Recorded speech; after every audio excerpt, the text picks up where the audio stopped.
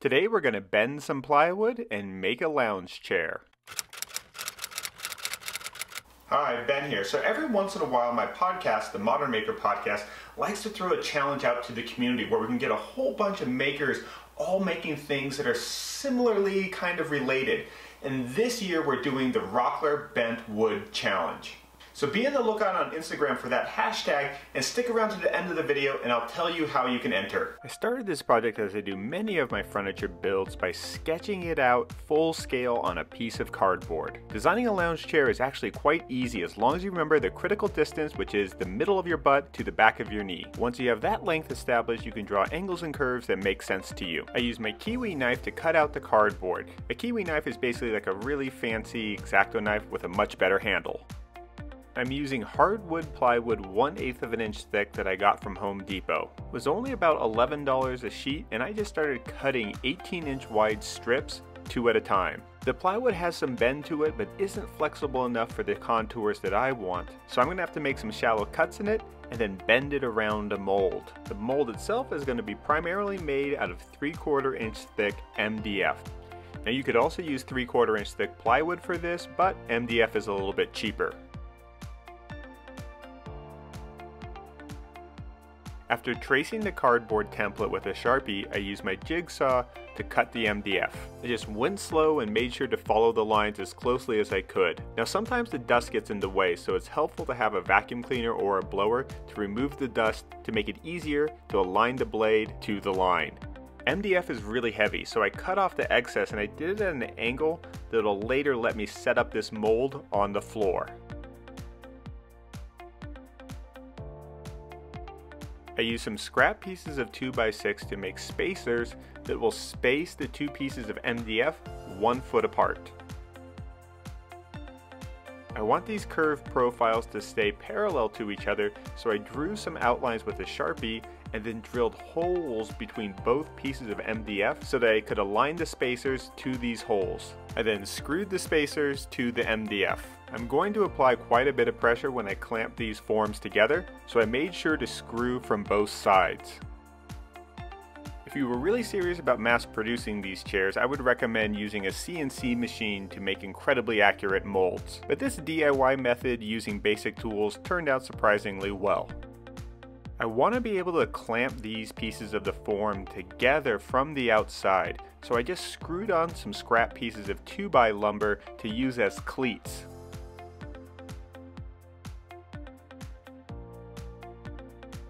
Now I started by screwing from the 2x side down into the MDF using 2-inch long screws, but that means these cleats are only held on by about 1/2 inch of penetration into MDF. I was worried that that wasn't quite strong enough, so I also drove in screws from the inside.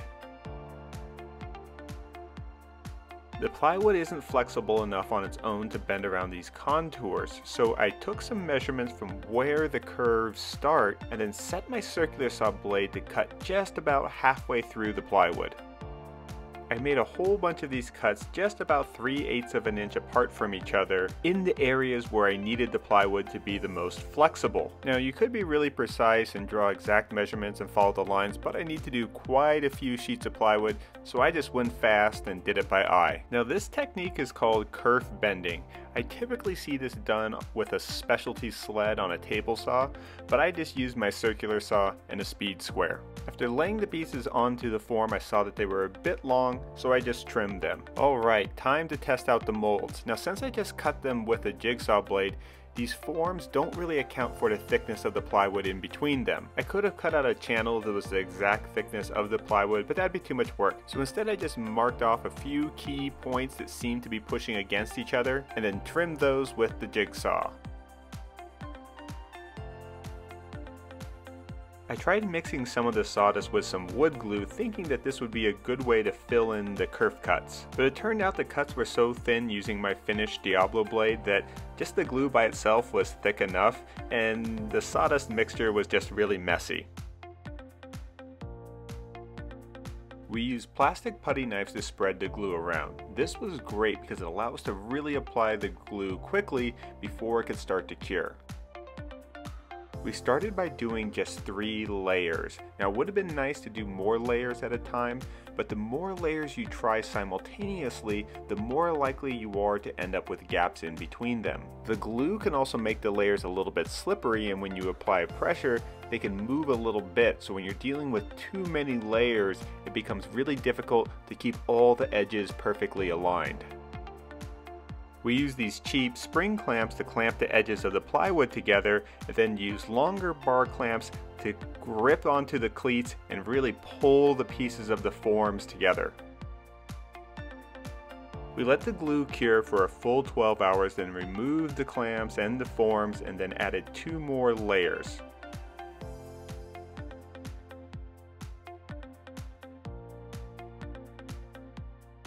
As the thickness of the layers really started to build up, we noticed new pinch points in the forms, so I just drew some new contours with a Sharpie and then trimmed those down with the jigsaw. With 5 full layers already glued in place for the seat, we are now ready to start the pieces for the back support.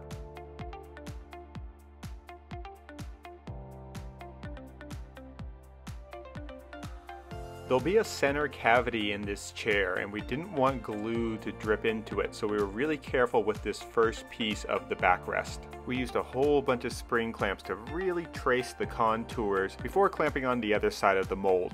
The first layer we just did by itself, just to really make sure it was in the right place. Once that glue had cured, we removed the mold again and added on additional layers. It's really tempting just to try to add all the layers at once, but when you do that, it's really hard to make sure that each part of each sheet of plywood is firmly pressed against the ones on either side of it. So it's much better to go slow and really get good laminations. So while I'm gluing on some additional layers, let me tell you a little bit about the other sponsor for this project, Jump Rope. Jump Rope is a really cool app. It's kind of like if Instagram was created just for DIYers. It's really easy to upload photos and videos right on your phone, and you can make these incredible tutorials with captions. The result are these really nice looking tutorials that you can swipe your way through one step at a time. You can post these tutorials on the Jump Rope platform, or what's really cool is that you can export all different types of video for posting on Instagram or YouTube. This is an incredibly powerful tool that I wish I had when I got started in this business. I'll put a link to the Jump Rope app in the description box below, and I highly recommend it for those of you that are new to creating videos and that want to get involved with the Rockler Bent Wood Challenge. Alright, after getting 5 layers of plywood all set for the back support, we are now entering the home stretch of this project, and we're ready to do the pieces that'll support the underside of the chair. I used my jigsaw to trim off these kind of horn-like pieces off of the MDF molds and set them aside so that I could reattach them later if I wanted to make another version of this chair. We then started the process of gluing in these last few layers of plywood. Initially, we planned on doing 5 layers for the back and 5 layers for the underside support, which would bring us to a maximum thickness of 10 layers. I want the finished chair to have some flex in it, but not so much that it's going to slowly break apart the bonds of the glue. I took the chair out of the molds and pushed down on it, and felt just a little bit too much flex, so I decided to add an additional 3 layers just to the underside.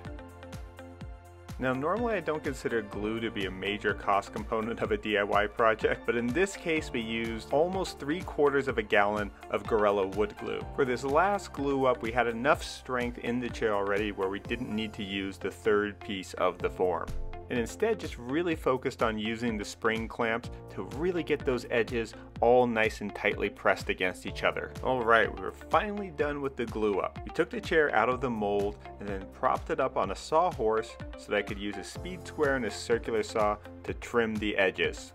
Trimming the ends of the chair gives me another opportunity to adjust the angle that the finished chair is going to sit at. The edges needed quite a bit of sanding.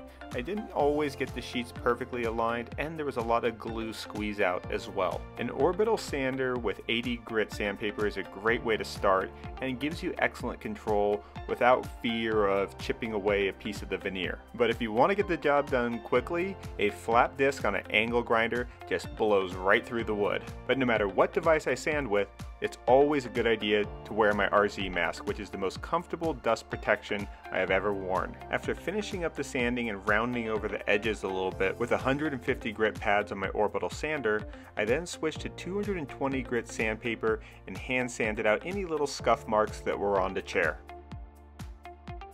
We then finished the chair with 2 coats of Varathane's water-based polyurethane in crystal clear matte. Alright, and now for the moment of truth. Let's see if this thing can hold my weight. Perfect, just the right amount of flex, and it really nicely supports all of my contours. So bending wood was a lot of fun. I'm really excited about the potential for using this kerf bending technique to create all sorts of forms. I actually even think I'm going to take the forms that I made out of MDF and try to use those to make a concrete version of this chair. But we definitely want you guys to all get involved with this project and with this challenge. The challenge is sponsored by Rockler and is completely free to enter. All you have to do is make a project where you bend some wood. It can be kerf bending like this, you could do steam bending. There's all sorts of techniques that you can experiment with. And to enter, it's so easy. All you do, post a picture on Instagram and use the hashtag #RocklerBentWoodChallenge. Now the co-hosts for my podcast also made projects for this challenge, and you can see their videos here. Thanks to Rockler for sponsoring this challenge. They're an excellent place to get woodworking tools and materials, and be sure to check them out. I'll put a link to them in the description box below. Thanks for watching, check out some of our other videos, and don't forget to subscribe to this channel if you haven't already. Thanks, bye.